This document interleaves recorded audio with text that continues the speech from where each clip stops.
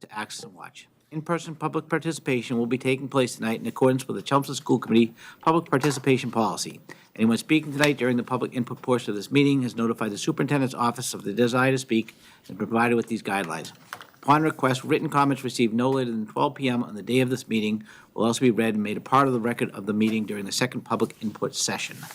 So welcome to this meeting. Our first order of business is to approve our minutes from our meeting on January 21st. Okay. I move that we approve the minutes of the regular school committee meeting of January 21, 2025. Second. Second. Okay, anybody have any corrections on the minutes? All right, all those in favor of approval? Aye. And one abstention. All right, next up, we'll hear from our Chelmsford High School student representative. All right, so the boys swim team recently won MVC, and they're already up to fundraising. Their fundraiser will be on Thursday, KJ's Cafe from 11 to 1 p.m. Lucas Farrell had his yearly wrestling match this following Wednesday against Austin Hill from Chelmsford Wrestling. Coach Chris Pashoni was very happy with the attendance from the fans, as there's a whole section filled up, which he doesn't really see a lot at the wrestling meets. And the a cappella groups, the Thursdays and the Crescendos, recently competed at New England Voices. The Crescendos actually finished second, and they got a clinching spot for semifinals. So congratulations to them and good luck to them. And the Chess Club is hosting their qualifying practices on February 14th for the Merrimack Valley Chess Tournament on March 22nd at Lowell High. Great, well, thank you very much. All right, any good news to share? We have one piece of good news. I wasn't sure if that was going to fall into the high school, but our teaching fellows, our international teaching fellows are here in the district. We have 3 between Chelmsford High School and McCarthy Middle School this year. There's a total of 22 of them. I was actually just at UMass today looking at their poster presentations. They'll be at our next meeting for you to, meet and greet and talk about their experiences. So we're just happy to have them back again this year. Great. Anybody else have good news to share? Just wanted to give a real shout out to the McCarthy Drama Group that had a wonderful production of Willy Wonka Jr. that I got to see last weekend. Great work, everybody. Great. Right, I don't think we have any public comment. We don't. we're So on to we'll new business. Jump right into new business. And we have Christine Clancy, our DPW director, with us tonight. Christine comes quarterly to just share some of the highlights about the work the DPW does to maintain the schools and to respond to different service requests. So happy to have Christine here tonight to just review the second quarter. So thanks, Christine. Sure. Thank you for having me tonight. So this is the second quarter update to provide an update on the school work orders. And also, I'll talk also about a new program that we've just started implementing as of 2 weeks ago. New software upgrade that has some enhanced abilities in terms of the tracking, reporting, and it's really great. Looking forward to using that enhanced program. So for the second quarter, we report right now on all work orders that are completed by each location and by trade, and we do track that internally, but also just want to provide you an update. So I was last here in the fall and provided an update for the first quarter, which a lot of work happens over the summer. So for the first quarter, it was a total of 431 school work orders, and we do track a completion, so about 83% of those were complete that first quarter, or 346. In terms of locations, we have all the locations, but then what we are tracking in terms of trade, we track electrical, HVAC, plumbing, carpentry, which could be related to windows and doors as well, roofing, painting, playground or site work, delivery, snow, ice, parking, and then other general maintenance. And so to report on this quarter, I would say that it's actually similar to last quarter. We have, I guess, a less amount of work orders and actually an increased completion rate. So for this quarter, which is between October 1st, 2024 and the end of the calendar year, December 31st, a total of 353 work orders were completed and 93 completion rate. So I think it shows that we're getting to a lot of our work orders that are entered. And I'll get into some abilities in this new software in a few minutes. The report is broken down by location, so you can see by location. Obviously, most of our work orders are generated from the high school, our largest facility.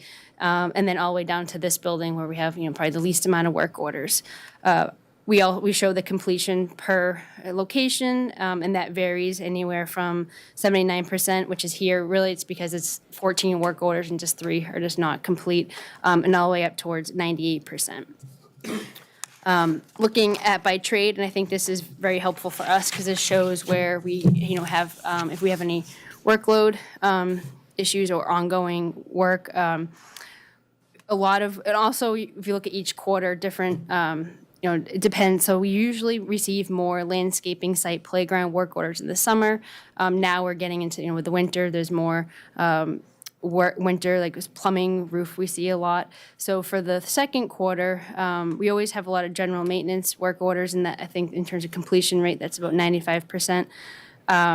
If you look at roof water leaks, that's actually our least percentage. It's 25%.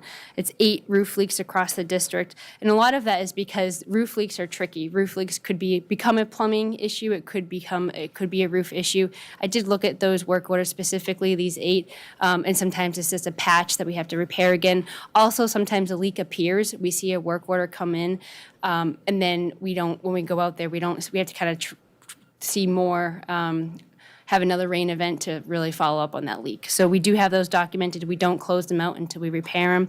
So that's why for that category, it shows that it's 25% because those are usually longer, more ongoing, take more time to investigate. And also in terms of our trades, so we have an in-house electrician, in-house HVAC. Also, we have on-call with HVAC and plumbing. That's really the largest amount of our work orders. So 72 total for plumbing, 57 total for HVAC, and 54 for electrical. For this next quarter update, I bet you'll see a lot of HVAC just because a lot of the winter months. So that's an update for both locations and by trades. But I also want to just provide an update on the software. So I did talk to you in the first quarter about an opportunity to enhance our software. So with both the town and the school side, we use this work order system. It previously was called School Dude, owned by Brightly Solutions. That's now really the new software is called Asset Essentials. So we completed training mid-January. That training we have about 70 people across town within the school system in town buildings that took this training. The enhanced opportunities with this is that it has a mobile function, so it's great. Whereas before we had this opportunity, we were sometimes printing out work orders and giving them to our technicians. Now we can just send them an alert. They get it in their phone, more real time, and it's great because if they're in the South Row School and they see another alert, maybe they can check it out before going on to their next work order. So we do think that we'll see some improved efficiencies. It also has some enhanced capabilities with preventative maintenance. So before it was more of a manual import, whereas we can actually program preventative maintenance, I guess, in an easier fashion, and it sets more reminders.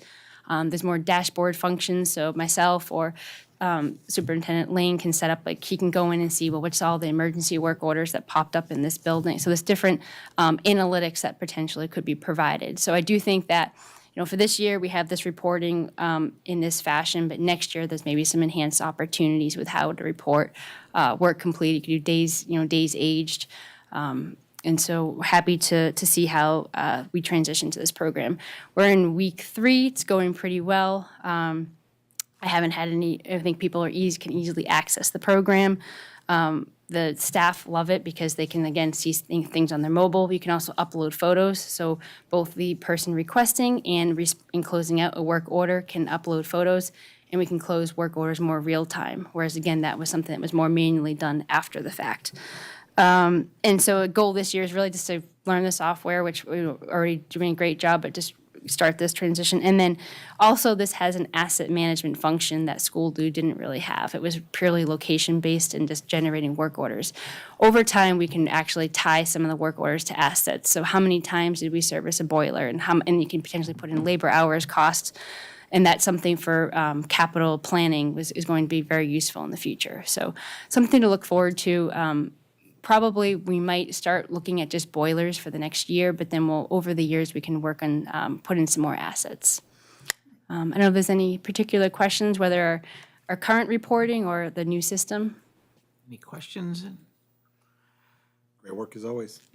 Yeah, I just wanted to make a you. comment. The numbers look great. I mean, we've been at these reports for a while, but 95%, 94, those are great numbers. Yeah, so we did, I think also part of that was part of the transitioning because we wanted to purge the old system. So we took all the old work orders and we moved into the new system. And we really, I think this past quarter did a really great job of going through and making sure we could purge it and make sure everything was truly an outstanding work order. So that's probably a part of the reporting to the 93%. But still, yeah, we're busy and looking forward to this new software.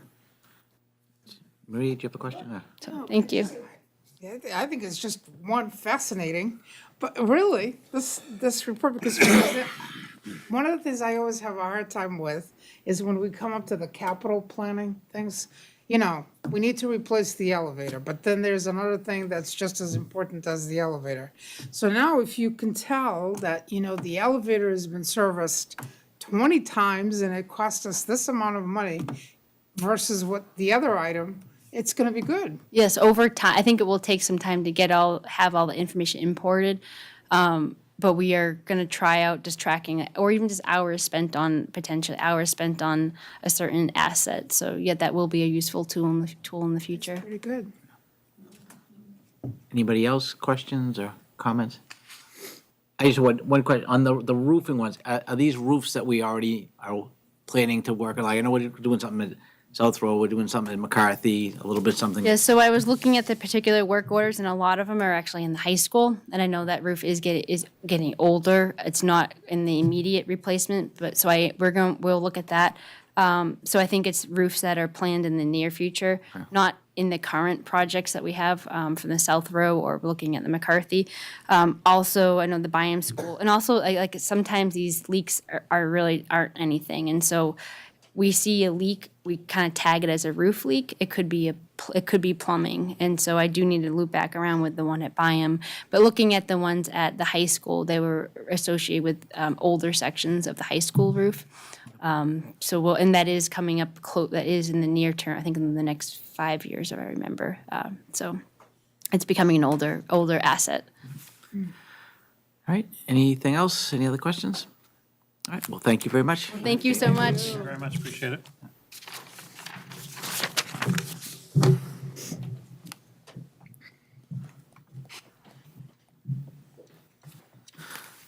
You want a drum roll or something for the budget? No, we'll shift into the second item on the agenda this evening, which is the discussion of the recommended budget for fiscal ¡26. I'm going to recap a little bit of the information that we talked about previously at the Tri-Board meeting back in December. And then, as I sat to talk, Joanna will pass around the documents, which ultimately will be posted up to the website, if not later on tonight, tomorrow morning. Jenny will get that up for us. But just want to share, again, some highlights, talk a little bit about Tri-Board, exactly where we're at approaching the budget process. A couple of the things that I think you'll find helpful is when it comes to the budget document, we basically adopted a budget format, which I think has worked very well some years ago. So for consistency's sake, when you open up the budget itself, the first 10 or so pages are really some narrative. And again, I'm going to go through some of that narrative when I do the overview slides in a few minutes. And then starting on page 7, it talks a little bit about, Christine, thanks again. Talks a little bit about next year's budget. Page 10 has the summary level totals. And as a reminder, so tonight, you're actually just getting the budget. I'm just going to kind of talk to you about what some of the highlights of the budget are, what we use to formulate the budget. And then when we come back the Tuesday after February break, because we're off for 2 weeks, we come back that Tuesday night and we actually have a public budget hearing. So that'll be advertised. And that's the evening where we actually kind of go page by page through the budget and ask questions and get information, things along those lines. So we'll start our budget review on page 11 and go right through the end. After the regular, what we call a category level detail of the budget is the staff salary book, which ties out to the budget pages. So as you're reading through it, you have that. And then we have some appendices at the back, which people have found helpful. If there's an extra book, Patrick could have one. Patrick, we're going to include you. We're going to give you a budget book. You're going to follow along. I know you've been dying for one of these things. I want you to carry it under your shoulder when you're in school, carry it around with you. So what we'll end up doing is, I'm only joking, by the way. You might just want to. The first appendix is some of the class enrollment data that we have from the district. Joanna also puts together grant and revolving fund data for us. So you have all of that. And what we'll actually do that Tuesday night, the 25th, when we reconvene, again, is go page by page. And ultimately, when you approve the individual pages, it feeds up to that summary level data. And on page 10, you'll see that the recommendation before you, and I'd worked with Town Manager Cohen and his staff on budget for overall town, but including the schools, of $75.65 million for next year. It amounts to $1.77 million increase for next year, or 2.4%. With our local operating budget. And again, the slides that we'll review will kind of walk you through how we got there. The slideshow that I'm sharing with you tonight is not in the budget book, so you can, some of the charts certainly are, but I'm just going to work off of the slide. But for the members watching from home, with regard to the current fiscal year budget that we're in, fiscal '25, we're in very solid shape. So we have collective bargaining agreements in effect with all of our employee unions. They actually expire this June 30th, with the exception of the custodians. The custodians are off cycle, so they have one more year to go. But our teachers, our paraprofessional support staff, our secretaries and clerks, and library individuals, all are up this coming June. So negotiations are beginning with all of those groups. When it comes regard to the personnel lines and the non-personnel lines, I really have no concerns over the current fiscal '25 budget. We're in good shape on that point. As Joanna indicated at the last meeting when she did or the last time she did a quarterly update, we'll likely have some surpluses again in the current year budget. Sometime in March, as we close the third quarter, is typically when we bring some recommendations to you for one-time spending. We don't want to use surplus funds in the current year budget to do something that's going to be sustainable or require sustaining in the following year. So that's when we've actually done some investments in some capital projects that we haven't been able to get to.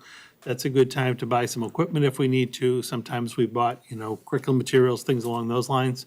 So that discussion we'll start to have in March.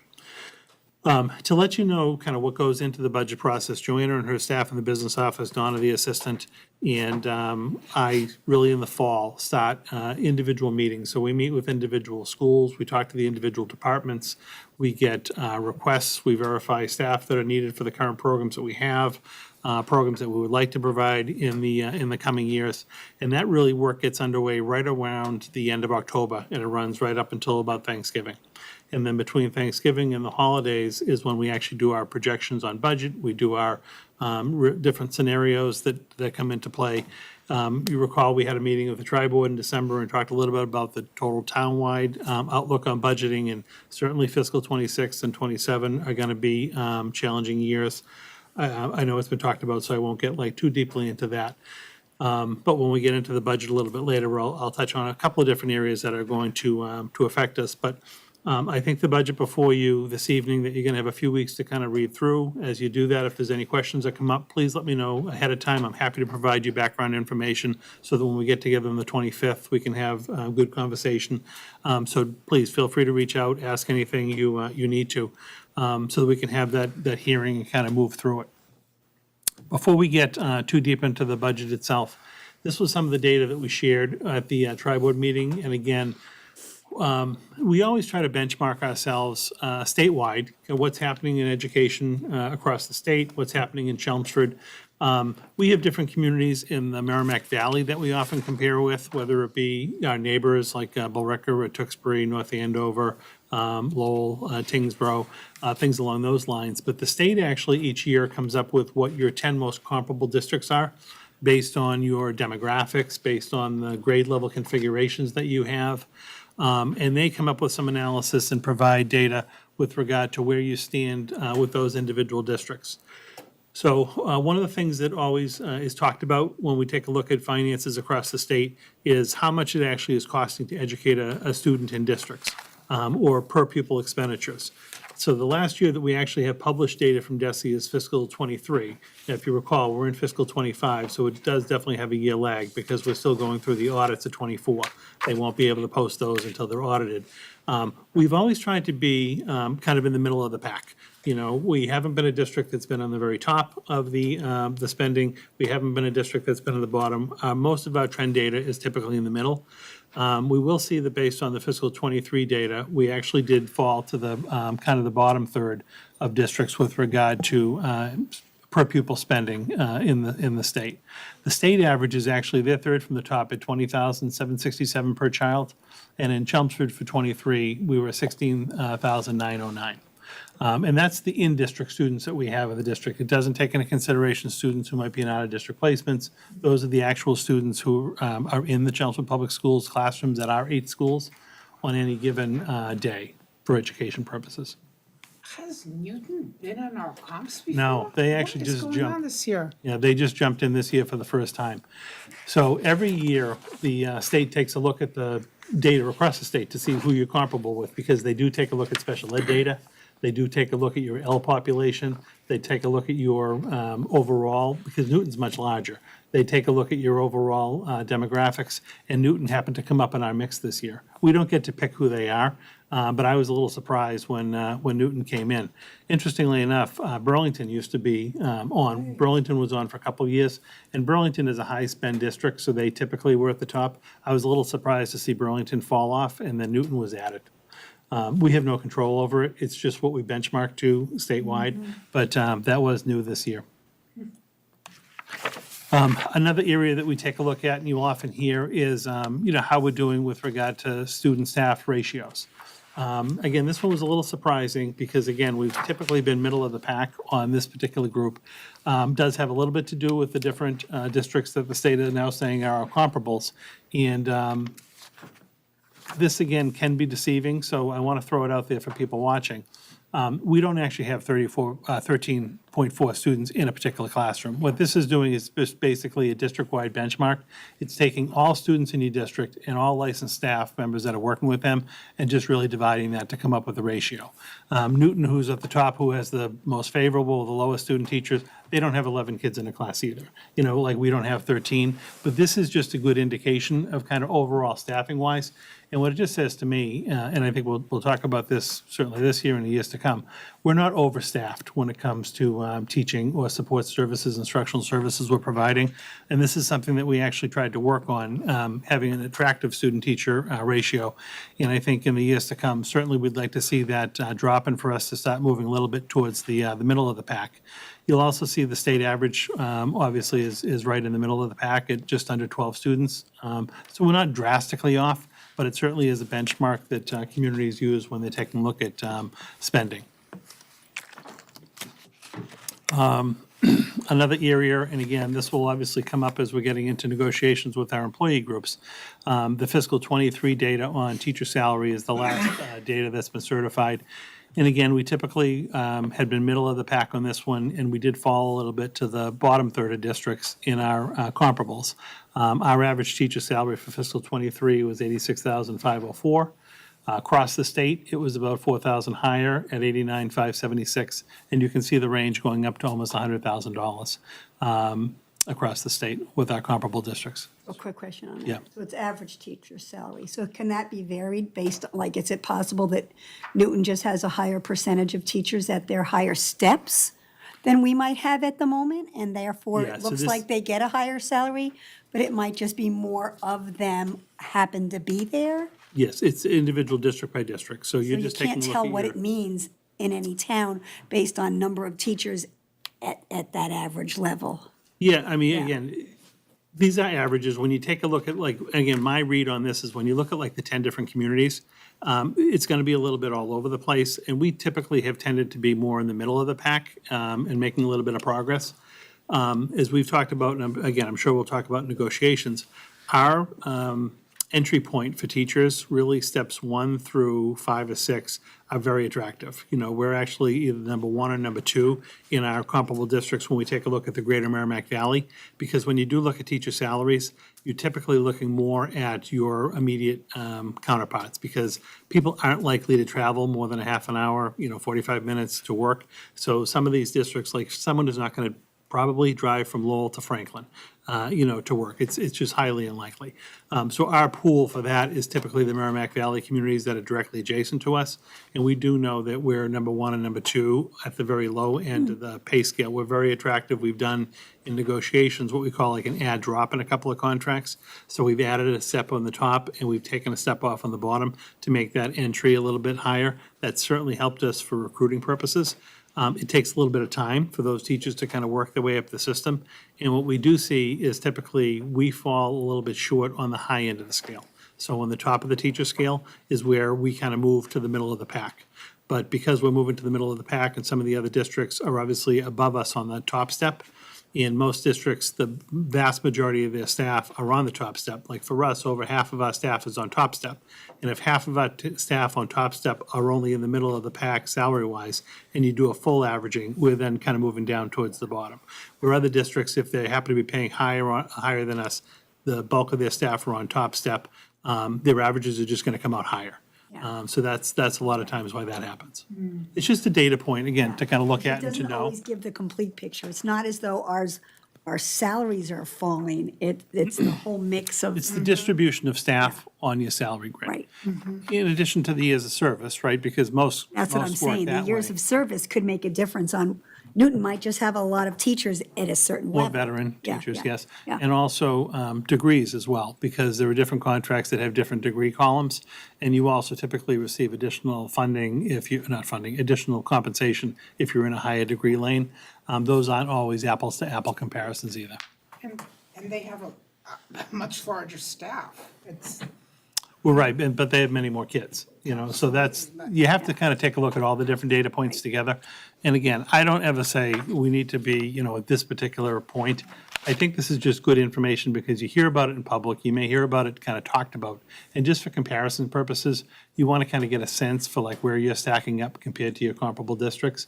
And again, I don't think Chelmsford has always kind of obviously shot for the top, but we've been kind of in the middle of the band. We're in the middle of the band when it comes to overall spending, which I'll show you in a minute. It's just something for us to be cognizant of, because I know, again, it'll come up in our discussions. So here's a number. This actually kind of makes a lot of sense when it comes to net school spending. So you'll hear net school spending being talked a lot about because it ties directly to Chapter 70 state aid that you receive. But all districts in the state are required to basically meet net school spending, which is the minimum amount of money the state indicates is required to provide what they term an adequate education. So if all school systems have to hit that kind of floor, the kind of the competition, if you want to call it, or the data point really then becomes, how much are you spending above that floor? Or how much are you spending above the minimum? And in Chelmsford's stake, again, fiscal '23 was the last year that was certified, we spent 33.6% more than the minimum. Sometimes, if you just heard that number out there and you didn't have context, you might say, well, that's great. Well, 33.6% is actually slightly higher than the state average, so we're a little bit over the state average, but it's right in the middle of the comps for our districts. So it's not, Marshfield was actually low at only 13.7%, all the way up to, Newton again is an outlier, but even if you look at like an Andover, which we're a little bit more compared to sometimes just because of proximity, they're 63.9%. So again, that's just significant context to have as we kind of take a look at this, as we take a look at the budget situation and keep an eye on tracking for funding for future years. This is a slide that we shared at the tri-board meeting, just to give you a sense of exactly what are the budget drivers for the school department budget. So we were looking for our kind of fixed costs for what we term like a level service budget for next year of being at about $3.5 million. That would provide funding to set aside for negotiations, because one of the things that we have to do in the school department budget is actually budget what anticipated raises would be if we're going to have a contract negotiations and salary increases, we need to have that in our budget so that when we settle contracts, we can actually implement them. It's a little bit different on the town side where they can negotiate contracts and then go to town meeting to have a contract funded. We actually have to include that money as a line item in our budget, or the money has to be there somewhere for that. We talked a little bit about how we have salary scales and we have steps. So those have already been negotiated. If a teacher is currently on step 3, we know next year that they're moving, regardless of the contract, to step 4, and there's a cost for moving steps. So that's about an $800,000 cost, which is not insignificant. That's a significant cost for us that's already built in. We then, on any given year, have individuals that do move between our lanes. So again, a lane would be a bachelor's degree to maybe a master's degree, or a master's degree to a master's plus 60 credits, or a doctorate, something along those lines. So those are called lane changes. So that also equates to about another $150,000 of costs. And then lastly, in our contract, we have some employees who qualify for a retirement incentive. So if they actually tell us ahead of time that they're going to be retiring at the end of the year, they receive a retirement incentive at the end of June. That number fluctuates each year based on retirements. We actually don't have a significant number of retirements this coming year, but that was, at the time when we were putting this together, about 130, and I do believe it's actually come down a little bit when we put the final budget document together. So that's a pretty significant chunk of money, about $2.5 million just on the personnel side of the budget. And then we have slightly less than that on the non-personnel. We know we are in a fixed transportation contract for our big buses that has a year of increases. We have special education contract that has increases built into it, as well as from time to time, we have to add a vehicle based on the number of students we may have that need to be transported. We have out-of-district tuition, so in addition to the kids who actually are educated within the schools, we have kids that have to go outside the district to either, like Dally Collaborative is our collaborative, they may need to go to a private school or a public day school. So we have those costs associated within the budget. We have utility costs, which are increasing. I know in my home, my heating, my electric is going up. It's the same as going to happen for us, but obviously to a higher level just because of the square footage of the spaces that we have to heat and light. And then there were just different increases in just general contracted services that we have in the budget, which equated to about $3.5 million. So that was a number that didn't overly change. About that $3.5 million is what we were looking for to try to make the budget work. And in our discussion with the school principals and the admin staff early on, we said, listen, we know that this is going to be a very lean budget year. In years past, we've been able to add some positions, add some programming, really specifically around special education to meet some of the student needs that we have.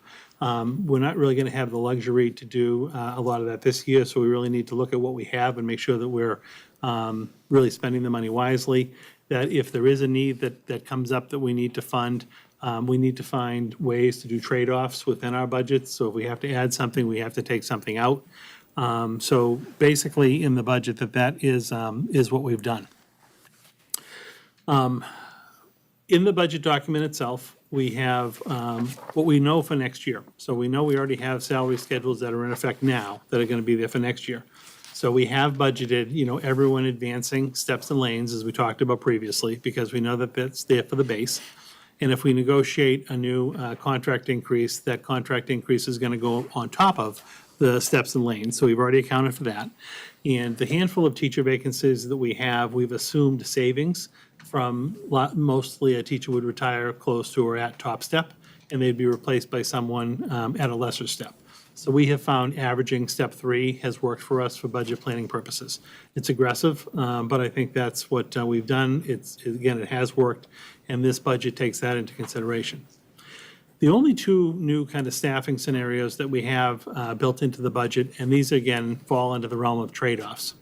As you know, over the last 3 years, we've been implementing a language-based special education program at the middle school level. We didn't have one previously. We had a cohort of students who really required some very intensive specialized reading services and support around ELA to be able to access curriculum and make progress. So 3 years ago, we added a 5th grade classroom to Parker. We then have, those kids moved up to 6th, but we had a new cohort coming in, so we had to add them.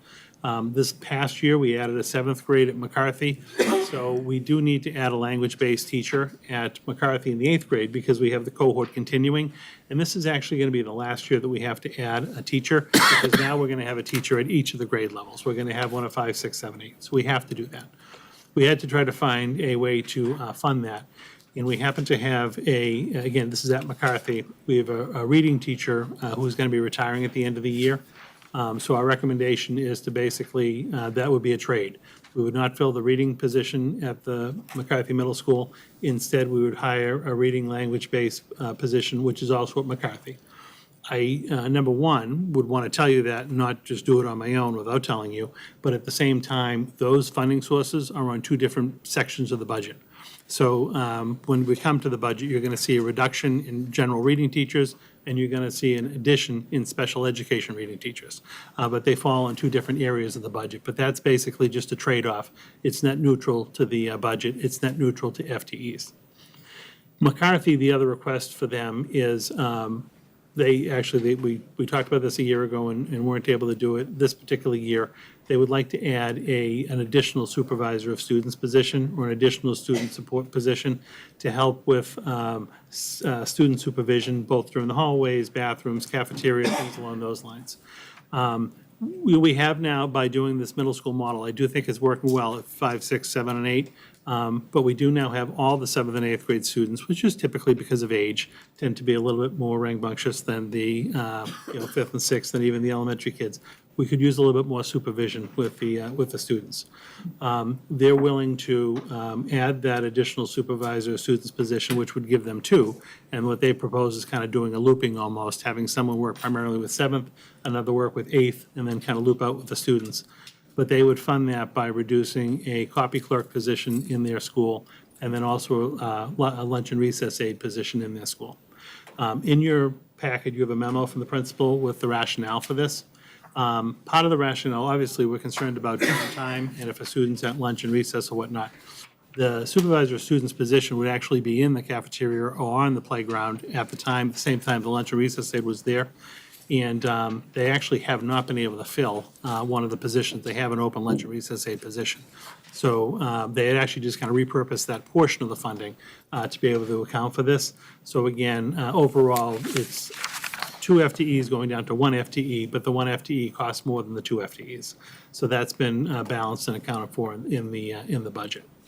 So those are the only 2 significant staffing changes that you see in the budget. Obviously, we've gone through, and you're going to see little tweaks here and there within the budget with line items, but those are the kind of the big ones. In the way we've been able to basically address the $3.5 million that we were looking for budget-wise and make the budget work is dealing with this on the revenue side. So if we actually work from the bottom up, we know in working with the town manager that the local budget increase, the 2.4% amounts to $1.77 million. We had a Valley Collaborative Board of Directors meeting in January, and their revenue is again looking strong for the year. They're going to be recommending returning funds back to member districts, of which we are one. So we're going to anticipate an additional revenue offset from Valley Collaborative for next year for $300,000. I think that's a safe bet. I'm comfortable budgeting with that. That certainly helped us. Another big one is Circuit Breaker. So Circuit Breaker is our reimbursement account for special education expenses. Our reimbursements were actually higher this year than the prior year. And in this budget, when we get to the special ed out-of-district tuition page, you're going to see that we've allocated a little bit more than $1 million of additional Circuit Breaker funding. So it looks as a revenue offset. You're going to see the costs going up, but you're going to see the offset is obviously a little over $1 million higher, which negates the overall reduction that we would have had to have made. So that was another significant area of additional revenue that's included within this budget. We have a school nutrition director position, which is in the local budget, that we actually talked about this briefly at Tri-Board.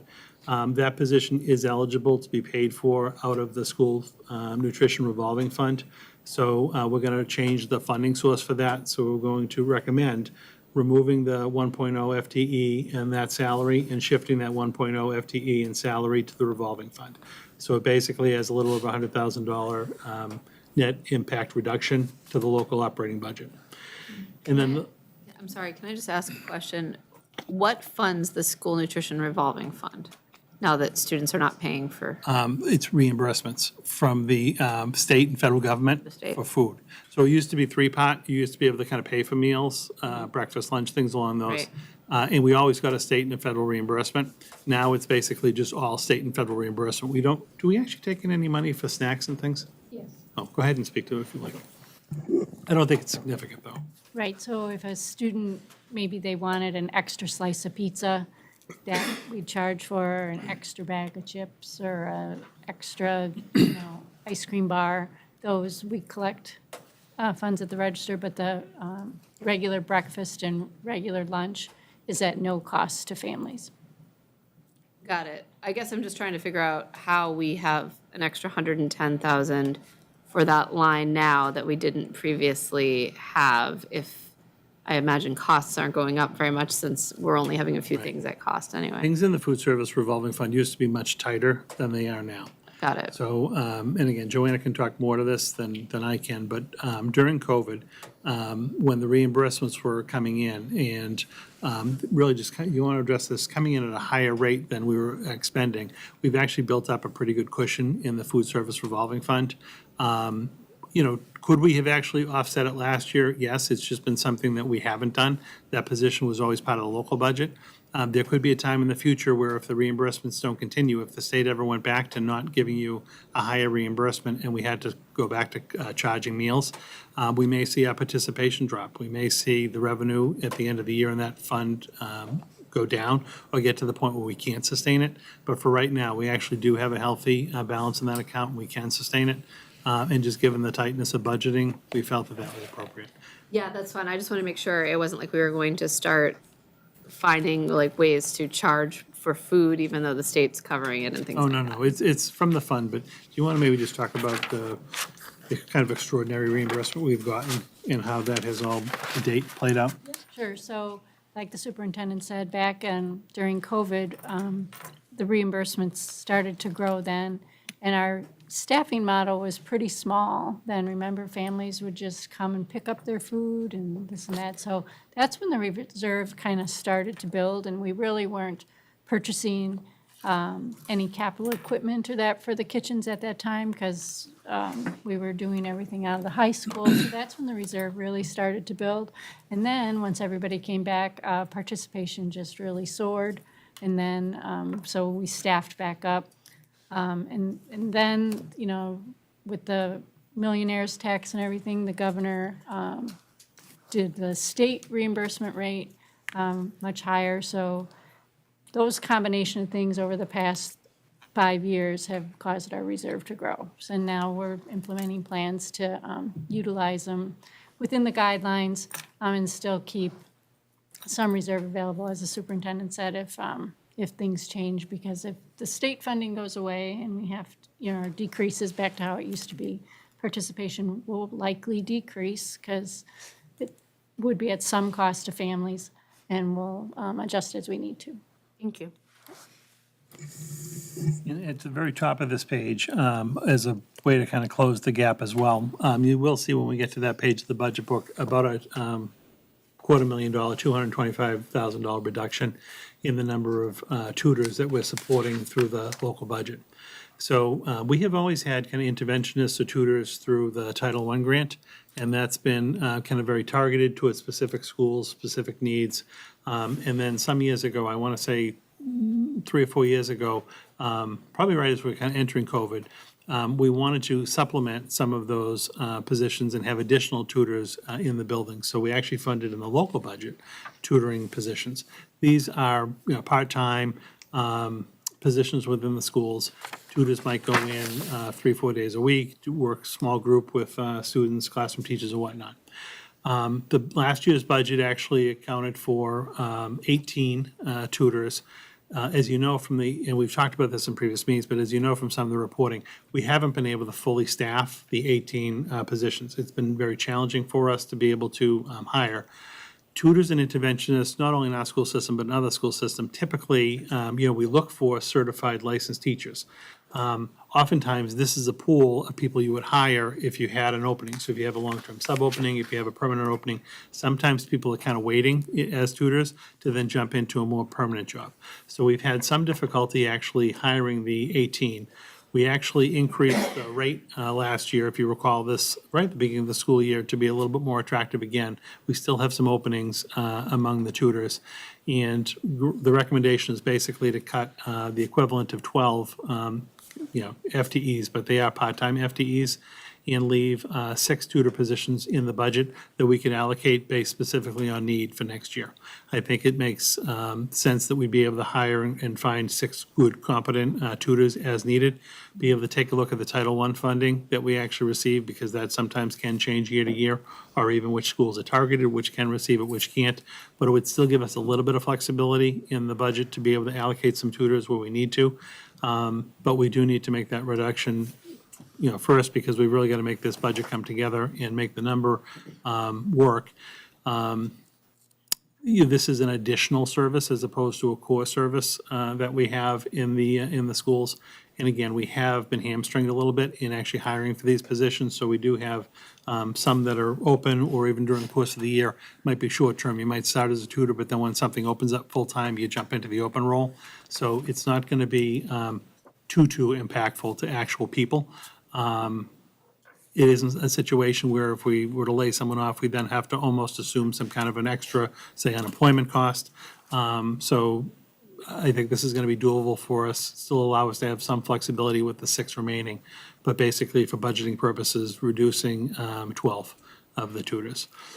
And that, again, there's some other small tweaks here and there, but that basically gets us to the 3.5 million of general operating. You're not going to see, bless you, really new positions in the budget, other than those 2 that I flagged early on. It's a very straightforward budget. Again, we kept the format the same. We made notes on the different pages for you, just any of the major changes that happened, so that you can, kind of follow along. And what I'd ask is that, again, over the next couple of weeks, as you review this, we'll be emailing this out to the town meeting reps. We always invite them to come to the budget process. It's an open process. And when we go page by page, please feel free to ask questions. And if you have information ahead of time you'd like, let me know. But I do think that, in the end, I think this is it's a responsible budget. It maintains the integrity of the programs and services we're currently offering this year, next year, with really the minimum amount of impact that we could. I think it puts us in a good position to continue some of the momentum on our priority areas. And again, taking a hard look as we get through the end of this year and even into next year, of where some of our specialized programs fall. Are there areas of additional kind of need and support with that group? Because if you do look, and what I will do for a future meeting for you, you have actually seen special education population growing. So with a growing special education population, oftentimes students need to be serviced, not only just in the general classroom or support in the general classroom, but they need some of these sub-separate programs that we have, whether it be the language-based or it be an ASD program for autism. Those numbers are certainly still present and increasing, and that's something that we can't lose sight of. We really need to make sure we're continuing to service those kids and families well. But again, I submit this to you as a budget recommendation, open to, any thoughts you have over the next couple of weeks, please, pass them along. And you certainly can ask questions that night too. But if there's something I can do legwork on ahead of time, I'm happy to try to help. When are we scheduled to have that meeting where we're going? It's our regular meeting on Tuesday, the 25th. Okay. So we keep the agenda fairly light. I know we have just I think a presentation that evening. There's not typically a lot of agenda items, and we go page by page through the budget. So we're off for February break, so that kind of gives you an extra week as well. And I think it's Tuesday, the 25th. It's the Tuesday we come back. Thank you. Any other questions or comments? Can I ask a very big, I'm not going to bother you with my line-by-line questions tonight, but I do have one very big question, big picture question, sorry. Yep. This is just my first time seeing this from start to finish. What relationship does our budget have to the community education budget? Because I don't see like those staff reflected on here, but I do see a couple of offsets around, facilities and stuff, so I was just curious. So the Community Education Program is a program under the auspices of the Chelmsford Public Schools. Right. So there are employees, they work with us. They are completely funded through a revolving fund. So if you think about it, like we talked a little bit about the food services group. So with the exception of the food services director, everyone who works for the food services department and all of the costs associated with like buying the food, transporting the food, all is managed through the food service revolving fund. For ComEd, it's the same thing. So they have a revolving fund that pays all of the salaries, all of the benefits for anyone who's benefit eligible, any of the expenses for the program. And the revenue that they take in basically is then paid out to compensate for those employees.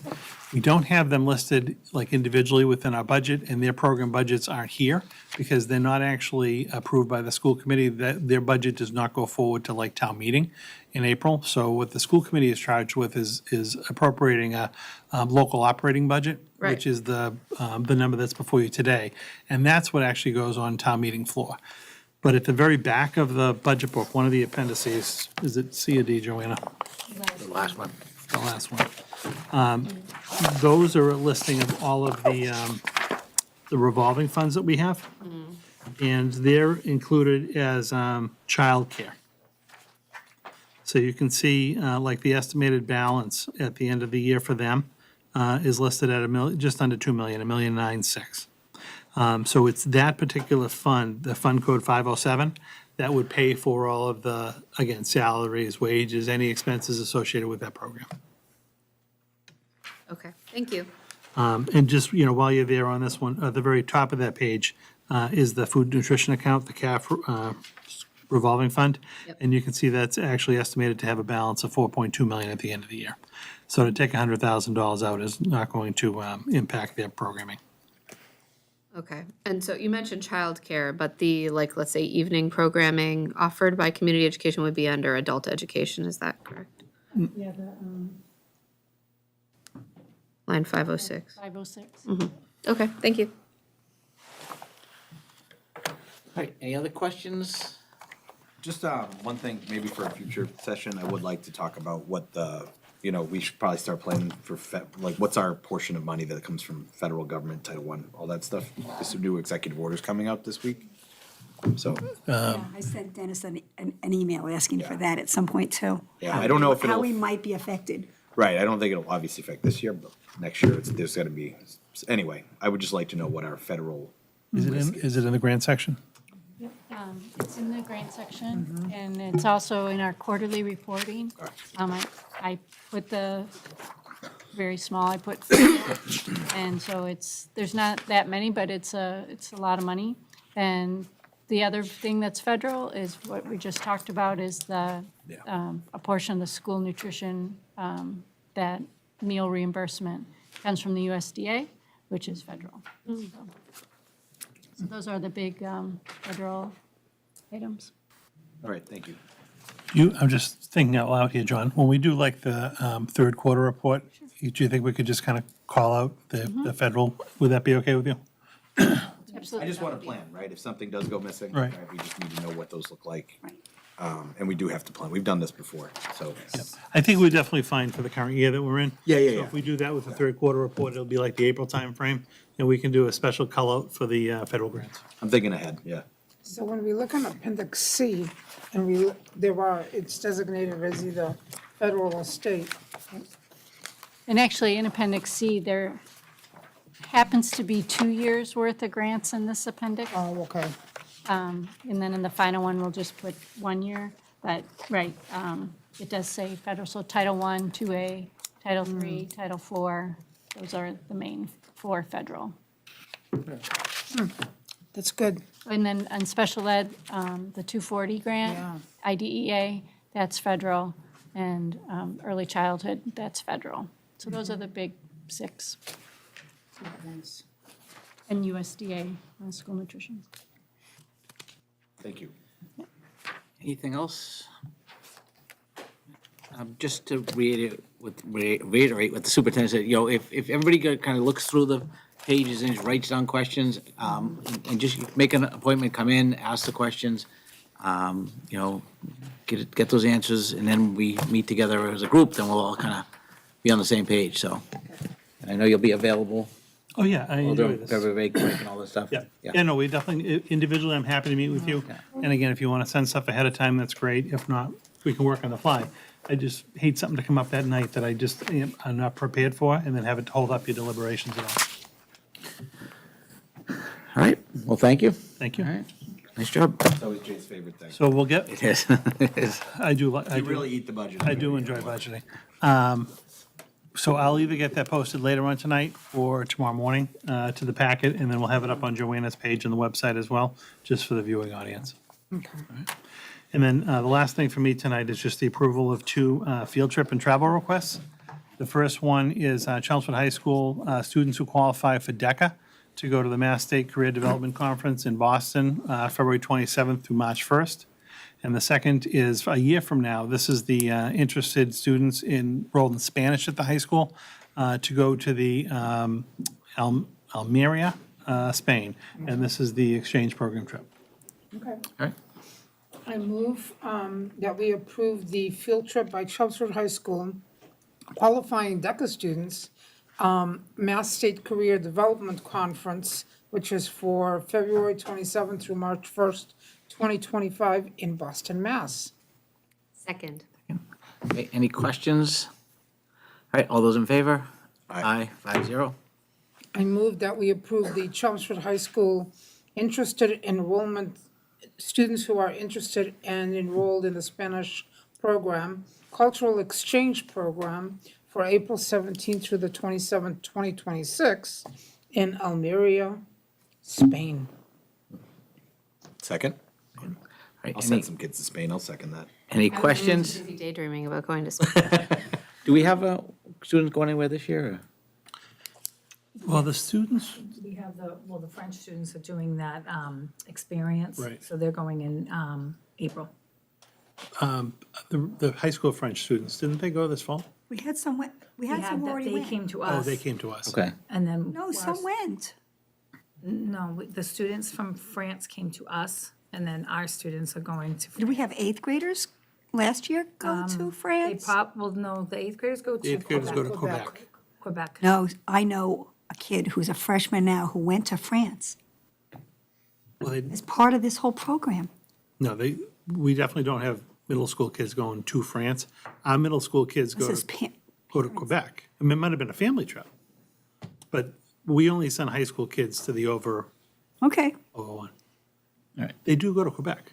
No, I know of a particular kid who went because last year they had someone from France come in, but maybe his family arranged that visit privately and described it as an exchange, but their end may have been private. To their own trip, and their child was on a We did trip have that some they we had some followed. of our families help out and take some of the French students when they came, who maybe didn't have children associated with the program. So maybe there was just some kind of like friendly reciprocal type thing, but it wasn't sponsored through the school system. Yeah, no, the kids from France came through the schools, but maybe their son going to France, Could they have did been. on their own.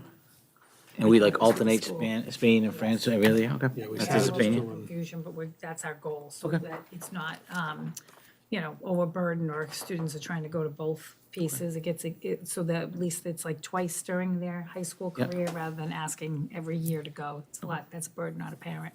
So, Didn't we approve something last year about going to somewhere in Latin America? I want to say, like, Argentina, was it Argentina? Okay. Costa Rica, they went to. I remember Costa Rica was, that's yeah. what I was Yeah, thinking. Costa Rica. It was during my Because year. they exchange, like, there's the exchange, but then there might just be a trip as well. Yes. Yeah, my girls went to Argentina Costa and Rica, that's Costa right. Rica last year. It's all coming back to me. All right, any other questions? All right, we'll take a vote. All those in favor? Aye. 5-0. We'd get to the vote eventually, I knew that. All right, any liaison reports? I have one. No. Good, Maria, you go. Okay, so Mia Center School, the PTO meeting, it was January 22nd. They are doing extremely well. They, of course, always say, and it's true, that, there's not enough volunteers sometimes to run everything. But they've got their Taste of Chelmsford out right now, so you can go to that website, Taste of Chelmsford website, and you can buy tickets for that. And they also have, they started planning fourth grade activities. They reported on their dining to donate, the winter gift shop. They reviewed their entire budget. They were in a very good position on that. And they're looking for high schoolers who are graduating to please apply for the Center School Scholarship. It's $1,000. They went up on their amount, so it's a good amount, and they should consider doing it. Any other liaison reports? I was able to go to South Rose PTO meeting last night. They've had a few really hugely successful community events lately. Crafternoon, a movie night, camping night, family engagement night with significant discussions. So they're all very excited about the success of these events. We had a dialogue about continued interest in a district-wide policy around devices broadly. And they also, I guess this is a little bit of good news, they won a box top sweepstakes worth $20,000 to go to South Row to help with whatever mutually agreed upon expenses. So they're really excited about that. It's as simple as somebody's grandmother scanned box tops and was like instantly entered into the sweepstakes. And we're just told the school that you supported just won $20,000. Pretty good. So yeah, a little bit of good news. Great. Anybody else? Harrington is tomorrow, so. No. We haven't had a meeting, but I know the Cross Barnes building project is rolling along. We officially got our official okey-doke on the feasibility, and so the RFP is getting ready. We did, yeah, so we got the signed, today. We Yeah. got the signed feasibility study agreement back from the MSBA today, so that's excellent. We've been working behind the scenes on the request for services that has to go out to procure the owner's project manager, or the OPM, bless you. We actually got that finalized today. There's been a lot of work on that the last couple of weeks, but that was finalized today, and it's actually being advertised tomorrow. So it's in the Lowell Sun, it's in the Central Register tomorrow, so interested firms who would like to potentially serve as our OPM can pull the specs tomorrow, and then they have a 3-week turnaround. We're going to be doing a site walk on Monday, just to show them the school a little bit, to talk a little bit about the project, so that's very exciting. So when that closes at the end of February, we'll take March to do the review of the applications, ultimately select and negotiate with a firm. That will go back to the school building committee sometime early April, I would say. It then goes to the MSBA for approval the first week in May, and then we have an OPM on board.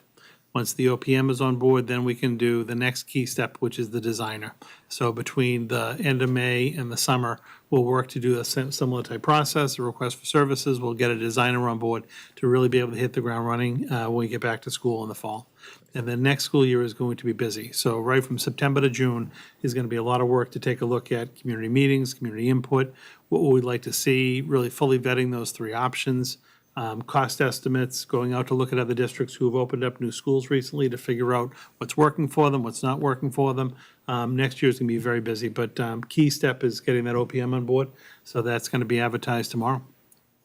Exciting. So moving along. Great. Yep. All right, anyone have any new items they would like? Anything? I would like to, I just want to share, I've received several emails from members of our community that are very concerned that we put out a show of support for trans-identifying young people that are part of our school system, given some climate issues about that nationally. And I just wanted to, first of all, bring up the topic because I think it is important that we are monitoring the sense of safety that students in our school community feel.